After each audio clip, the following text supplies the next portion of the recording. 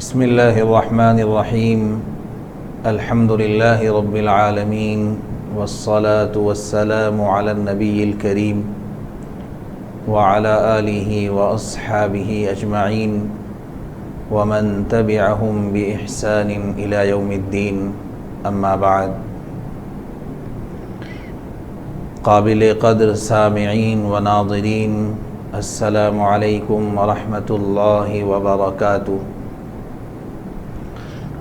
آج کا عنوان ہے میاں بیوی کا رشتہ ایک مضبوط بندھن،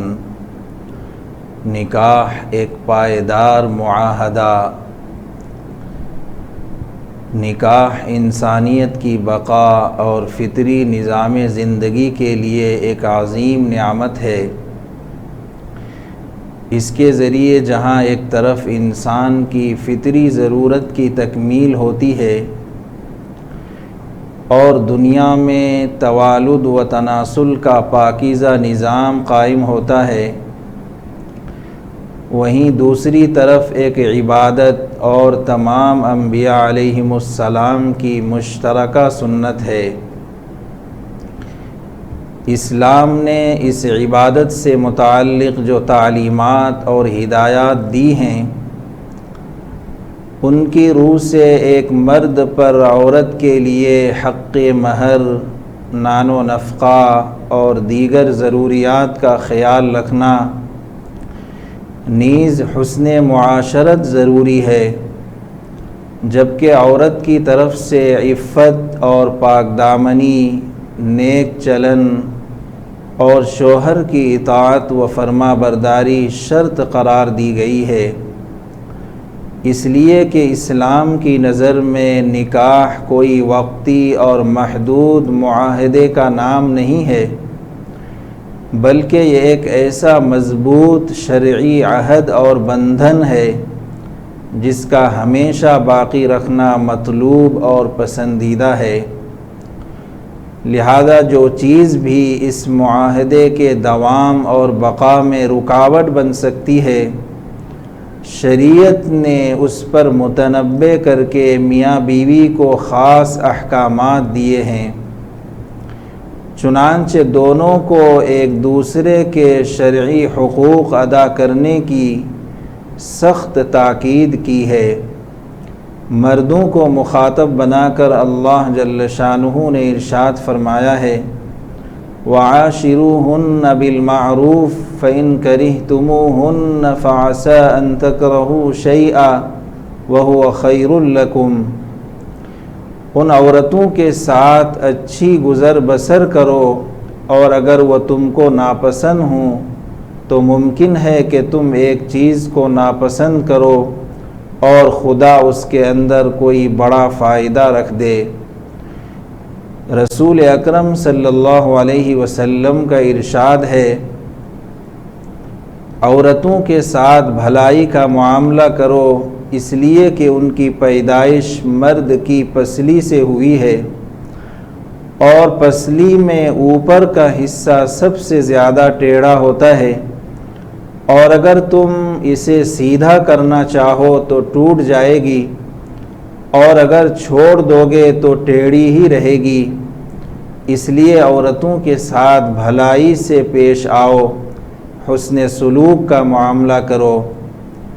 مذکورہ آیت و حدیث پاک میں مردوں پر عورتوں کے حقوق،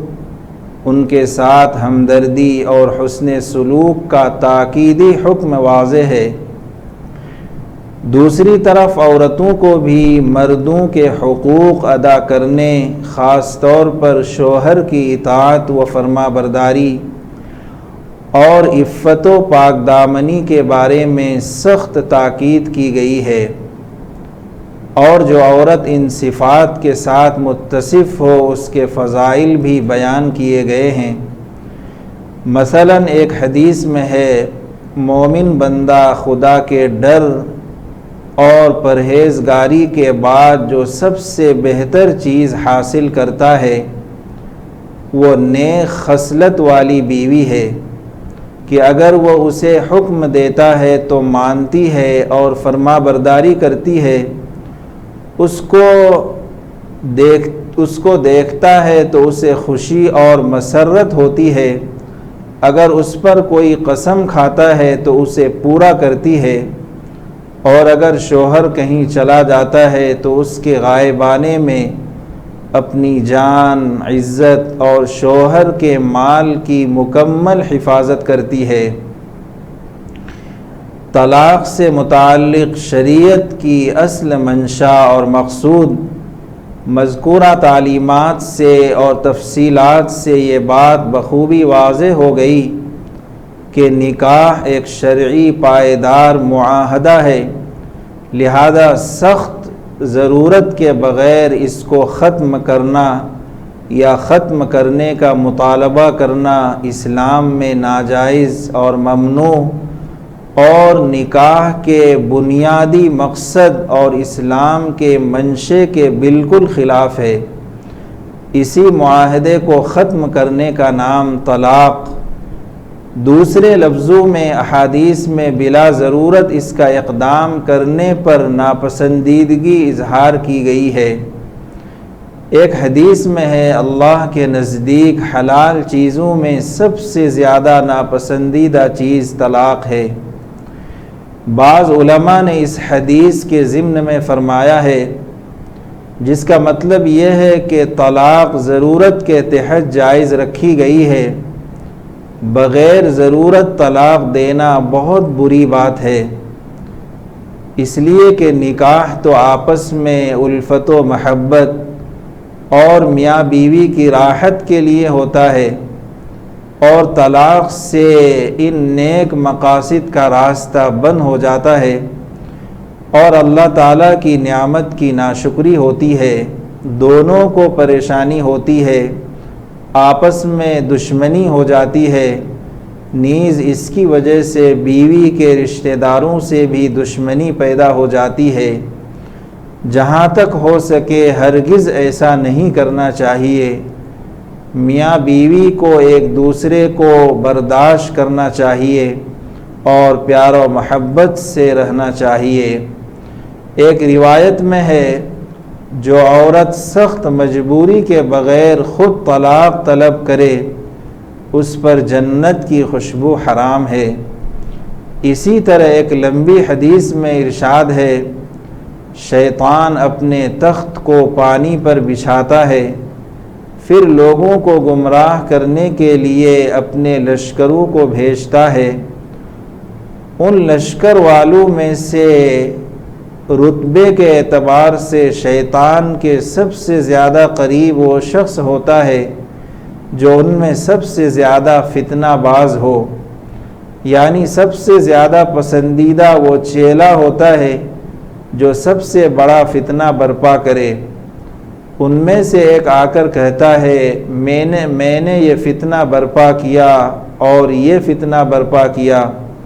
شیطان کہتا ہے، تو نے کوئی بڑا کام نہیں کیا۔ ایک آ کر کہتا ہے، میں نے فلاں شخص کو اس وقت تک نہیں چھوڑا یہاں تک کہ میں نے اس کے اور اس کی بیوی کے درمیان جدائی کرا دی، تو شیطان اس کو اپنے قریب کر لیتا ہے اور اپنے گلے لگا لیتا ہے۔ خلاصہ یہ ہے کہ طلاق اسلام کی نظر میں بہت ہی ناپسندیدہ عمل ہے۔ بلا ضرورت اس کا ارتکاب کرنا عرش الہی کو ہلانا ہے اور شیطان کو خوش کرنا ہے، اور عورت کا بلا ضرورت طلاق کا مطالبہ کرنا جنت کی خوشبو سے محرومی کا سبب ہے۔ میاں بیوی کے ناخوشگوار حالات میں اسلام کی تعلیمات اور ہدایات کیا ہیں؟ اس سے پہلے یہ بات وضاحت کے ساتھ بیان کی جا چکی ہے کہ نکاح ایک دائمی رشتے کا نام ہے۔ اسلام کا اصل منشا اس رشتے کو باقی اور قائم رکھنا ہے، اسی لیے بلا ضرورت اس رشتے کو توڑنے کی سخت مذمت کی جا چکی ہے۔ لیکن یہ بھی ایک حقیقت ہے کہ بسا اوقات میاں بیوی کے درمیان حالات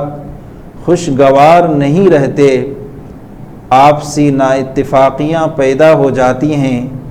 دونوں میں نبھاؤ بہت ہی مشکل ہو جاتا ہے، ایسی صورت میں بھی اسلام نے جذبات سے مغلوب ہو کر جلد بازی میں فوراً ہی اس پاکیزہ رشتے کو ختم کرنے کی اجازت نہیں دی، بلکہ میاں بیوی دونوں کو مکلف بنایا کہ وہ حتی الامکان اس بندھن کو ٹوٹنے سے بچائیں۔ چنانچہ عورت کی طرف سے نافرمانی کی صورت میں مردوں کو یہ تعلیم دی گئی ہے۔ ایک آیت ہے جس کا ترجمہ یہ ہے، اس آیت کے ذریعے قرآن نے آپسی خلفشار اور انتشار کو ختم کرنے کے 3 طریقے بیان کیے ہیں۔ نمبر 1، اگر عورت کی نافرمانی کا خطرہ ہو تو حکمت اور نرمی کے ساتھ پہلے اس کو سمجھانے کی کوشش کی جائے۔ نمبر 2، اگر سمجھانا مؤثر نہ ہو تو عارضی طور پر اس کا بستر الگ کر دیا جائے۔ نمبر 3، اگر دوسری صورت بھی مفید ثابت نہ ہو اور عورت اپنی عادت پر قائم رہے تو کچھ ڈانٹ ڈپٹ اور ہلکے درجے کی سرزنش سے کام لیا جائے،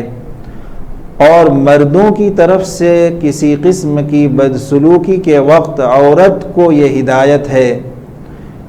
کسی عورت کو اگر اپنے شوہر کی بدسلوکی سے ڈر یا اس کی بے اعتنائی سے شکایت ہو تو میاں بیوی کے لیے اس بات میں کوئی گناہ نہیں کہ وہ آپس میں ایک خاص طور پر صلح کر لیں۔ حضرت حکیم الامت مولانا اشرف علی تھانوی قدس سرہ اس آیت کے تحت فرماتے ہیں، یعنی عورت اگر ایسے شوہر کے پاس رہنا چاہے جو پورے حقوق ادا کرنا نہیں چاہتا اور اس لیے اس کو چھوڑنا چاہتا ہے تو عورت کو جائز ہے کہ اپنے کچھ حقوق چھوڑ دے، مثلا نان و نفقہ معاف کر دے یا مقدار کم کر دے تاکہ وہ چھوڑے نہیں، اور شوہر کو بھی جائز ہے کہ اس معافی کو قبول کر لے۔ اگر اس سے بھی معاملہ حل نہ ہو اور خدا نخواستہ آپس کے تعلقات بہت ہی خراب ہو جائیں، پھر بھی شریعت نے رشتے نکاح کو توڑنے کی اجازت نہیں دی، بلکہ یہ حکم دیا کہ میاں بیوی دونوں اپنی طرف سے ایک ایسا حکم اور ثالث مقرر کر لیں جو مخلص اور خیر خواہ ہوں، جن کا مقصد اختلاف کو ختم کرانا ہو۔ اس لیے دونوں حکم پوری ایمانداری اور انصاف کے ساتھ اختلاف کا جائزہ لیں اور دونوں کے درمیان صلح کرانے کی کوشش کریں۔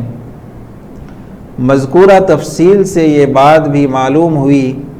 کہ میاں بیوی کے درمیان نا اتفاقی اور ناخوشگوار حالات کے مسئلے کا ابتدائی حل طلاق دینا نہیں ہے، بلکہ اختلاف کے اسباب کو تلاش کر کے اس پر روک لگانا ہے۔ طلاق ناموافق حالات میں غلط قدم اٹھانے سے بچنے کا واحد حل ہے۔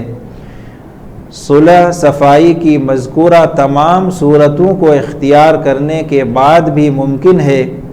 کہ حالات قابو میں نہ آئیں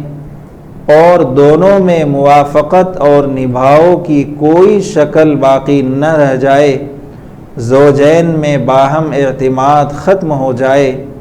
اور اللہ تعالیٰ کے قائم کردہ حدود و احکام کو پورا کرنا بہت مشکل ہو جائے، تو ایسی آخری حالت میں بھی معاہدے نکاح کے برقرار رکھنے پر مجبور کرنا میاں بیوی پر ظلم ہے۔ ایسی صورت میں ان کی زندگی تنگی و پریشانی کا بدترین نمونہ بن جائے گی، جس کے نتیجے میں قابل نفرت، گھناؤنی اور ناپسندیدہ حرکتوں کے صادر ہونے کا امکان ہے۔ نیز اس میں خاندانی فوائد کے بجائے سینکڑوں مصیبتیں اور نقصانات ہیں۔ اسلام کی نظر میں طلاق اگرچہ ایک ناگوار اور ناپسندیدہ عمل ہے، لیکن ایسے حالات میں بھی اگر طلاق کی بالکل ممانعت کر دی جائے تو یہ نکاح دونوں کے لیے سخت فتنہ اور پریشانی کا سبب بن جائے گا۔ لہذا ایسی مجبوری میں شریعت اسلامی نے طلاق کی گنجائش دی ہے، کیونکہ نکاح کے بعد پیدا ہونے والی مشکلات اور سخت و تنگی کی حالت سے نکلنے کا پرامن اور پرسکون راستہ صرف طلاق ہے، اس کا کوئی متبادل نہیں ہے۔ شریعت کی طرف سے ایسے حالات میں طلاق رحمت پر مبنی ایک قانون ہے، جس میں مرد کو اجازت ہے کہ وہ بیوی کو طلاق دے کر دوسری عورت سے نکاح کر لے، اسی طرح عورت بھی نکاح سے آزاد ہو کر چاہے تو دوسری جگہ اپنا نکاح کر لے۔ لیکن طلاق دینے کا صحیح اور بہتر طریقہ کیا ہے؟ اس سلسلے میں اسلامی ہدایات بھی ہیں۔ جب حالات یہاں تک پہنچ جائے کہ طلاق دینے ہی میں شوہر اور بیوی دونوں کے لیے راحت ہو، اس کے بغیر دونوں کے لیے خوشگوار زندگی گزارنا ممکن ہی نہ ہو، تو ایسی حالت میں بھی شریعت نے مرد کو آزاد نہیں چھوڑا کہ جس طرح چاہے اور جتنی چاہے طلاق دے دے، بلکہ اس کے حدود اور ضابطے اور قانون بنائے، جس سے اسلام کے قوانین کی جامعیت اور ان کا فطرت کے عین مطابق ہونا خوب واضح ہوتا ہے۔ اللہ جل شانہ ہم سب کو اس پر عمل کرنے کی توفیق عطا فرمائے۔ اللہ جل شانہ ہم سب کو صحت و تندرستی کی دولت سے مالا مال فرمائے، دین کی صحیح سمجھ عطا فرمائے، کہنے سننے کو قبول عطا فرمائے، عمل میں اخلاص پیدا فرمائے۔ ربنا تقبل منا انك انت السميع العليم وتب علينا انك انت التواب الرحيم، صلی اللہ تعالی علی خیر خلقہ محمد وعلى آلہ واصحابہ اجمعین برحمتک یا ارحم الراحمین والحمد للہ رب العالمین۔ ہائی ٹیک نیوز کے دینی پروگرام کو پیش کرنے میں تعاون کیا ہے G F group promoters and developers, proprietor Mohammed Abdulghani, Hyderabad and Vikarabad. Contact number 9396486622 اور 9652861022۔